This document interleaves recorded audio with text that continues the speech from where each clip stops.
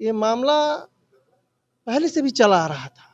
इसके पहले भी कई बार कोर्ट इस तरह का काम किया है, लेकिन विद्यार्थियों को जस्टिस नहीं मिला है। लेकिन कोई ऐसा बीपीएससी के एग्जामिनेशन आज तक हुआ ही नहीं है जो कोर्ट में नहीं गया हो, और कोर्ट का भी बहुत अच्छा निर्णय नहीं रहता है।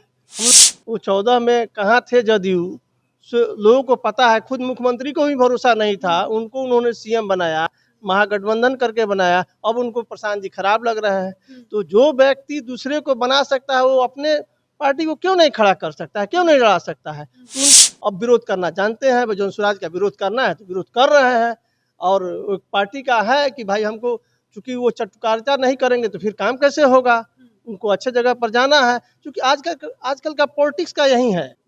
नमस्कार, आप देख रहे हैं इम्पैक्ट लाइव। मैं हूं आपके साथ करुणा तिवारी। देखिए, बीपीएससी 17वीं प्रीलिम्स की परीक्षा रद्द करने को लेकर जो लगातार पटना में धरना प्रदर्शन चल रहा था, उसमें जन सुराज के संस्थापक प्रशांत किशोर भी शामिल थे। आमरण अनशन उन्होंने रखा। अभी फिलहाल कुछ दिनों पहले ही पटना हाई कोर्ट ने इसे याचिका को खारिज कर दिया है। बातचीत करेंगे, हमारे साथ मौजूद हैं जन सुराज के संस्थापक सदस्य दीपक रंजन। दीपक जी, बहुत बहुत स्वागत है। आपका भी धन्यवाद आपको भी। आप लोग यहाँ आए, और इस मुद्दा, चूँकि प्रेजेंट में ये मुद्दा काफ़ी गर्माहट लिए हुए है, और जन सुराज इसके लिए आंदोलन भी बाकायदा किया था गांधी मैदान में, गांधी मूर्ति के सामने प्रशांत किशोर जी ने आमरण अनशन किया था। उसके लिए करीब 2 सप्ताह तक चला था, और इस मुद्दे को नेशनल न्यूज़ पर लाया गया था और नेशनल स्तर पर फैलाया गया था। तो उस समय जब हम लोग अनशन को समाप्त किए थे और हाई कोर्ट का सहारा लिए थे, और हाई कोर्ट में जन सुराज की तरफ से वरीय अधिवक्ता वाईवी गिरी जी उसको लड़ भी रहे थे, लेकिन इधर 3-4 रोज पहले ही उसका जजमेंट आया है, और जजमेंट में हाई कोर्ट ने मामला को खारिज किया है।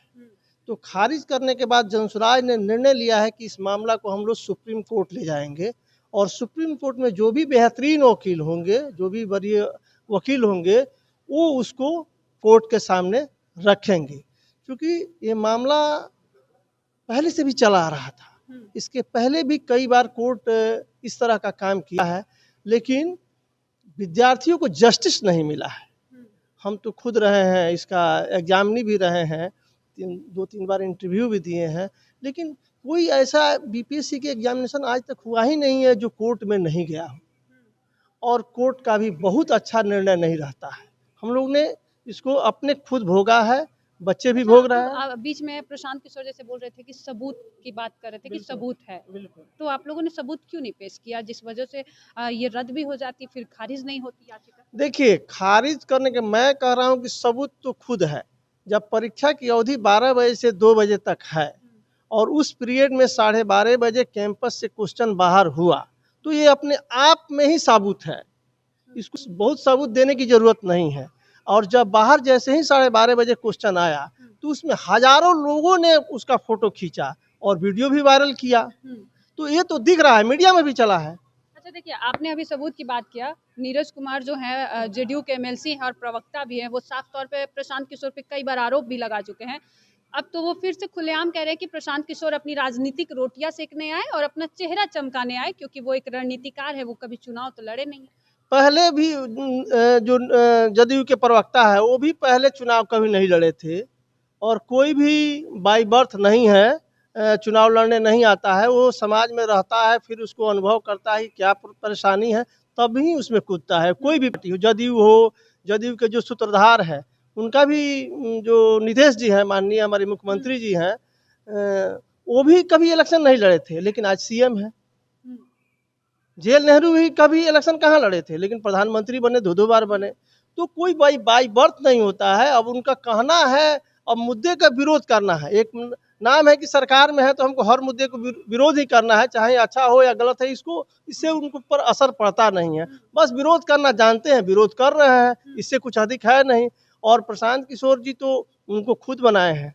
दूसरी बार में जब वो 14 में कहाँ थे जदयू, लोगों को पता है, खुद मुख्यमंत्री को भी भरोसा नहीं था, उनको उन्होंने सीएम बनाया, महागठबंधन करके बनाया, अब उनको प्रशांत जी खराब लग रहे हैं। तो जो व्यक्ति दूसरे को बना सकता है, वो अपने पार्टी को क्यों नहीं खड़ा कर सकता है, क्यों नहीं लड़ा सकता है। तो उनकी समझ थोड़ा सा मुझे लगता है कि उतनी ठीक नहीं है, अब विरोध करना जानते हैं, भाई जौन स्वराज का विरोध करना है तो विरोध कर रहे हैं। और एक पार्टी का है कि भाई हमको, चूंकि वो चटुकारिता नहीं करेंगे तो फिर काम कैसे होगा, उनको अच्छे जगह पर जाना है। क्योंकि आजकल का पॉलिटिक्स का यही है कि बस गलत हो या सही हो ये नहीं देखना है, हमको जो कहना है वो कह रहे हैं, बोलना है बोल रहे हैं मीडिया के सामने। उसका कोई पॉजिटिव समाज में कितना इम्पैक्ट है इस पर उनका कोई असर नहीं है। भाई बीपीएससी की परीक्षा 4 लाख 5 लाख विद्यार्थी दे रहे हैं और 5 लाख लोगों का हित है, और 5 लाख लोगों का हित नहीं है, वो 5 लाख परिवार से है, तो 25 लाख लोगों का हित जुड़ा हुआ है और आप कह रहे हैं कुछ हुआ ही नहीं है। अरे भाई किसी के सामने, मेरे ही सामने क्वेश्चन है, हम परीक्षा दे रहे हैं, 12:30 बजे बाहर निकल गए और लोगों ने फोटो खींच के हजारों लोगों के पीछा मीडिया ने ये नहीं दिखाया है कि हजारों लोगों के पास फोटो वायरल हुआ है उसका, तो इससे बड़ी सबूत क्या हो सकती है। ये तो अपने आप में सबूत है, पहले देखा गया है। और आप कह रहे हैं दोबारा परीक्षा भी लिए तो क्या लिए, भाई क्वेश्चन का स्टैंडर्ड हमेशा एक समान नहीं रहता है। लेकिन नीरज कुमार तो साफ तौर पे कहते नजर आ रहे हैं कि आप लोग राजनीतिक रोटियां सेके, तो क्या वाकई में ऐसा है? क्योंकि अभी तक तो गुरु रहमान के अलावा किसी का भी ऐसा ट्वीट या कोई ऐसा बयान नहीं आया कि हम लोग सुप्रीम कोर्ट तक जाएंगे। नहीं, प्रशांत किशोर जी भी बोल रहे हैं कि हम सुप्रीम कोर्ट जाएंगे। ऐसा क्या ट्वीट करने से क्या है, उन्होंने तो बाकायदा प्रेस में कहा है कि हम सुप्रीम कोर्ट जा रहे हैं और उसको मुद्दे को हम लोग उठाएंगे, वहां भी लड़ेंगे।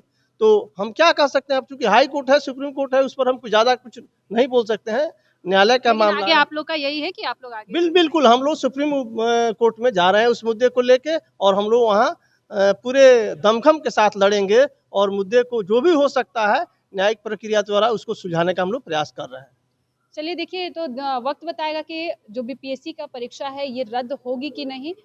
इस पर आपका क्या कहना है? आप भी हमारे साथ कमेंट करके साझा करें। देखते रहें लाइव। धन्यवाद।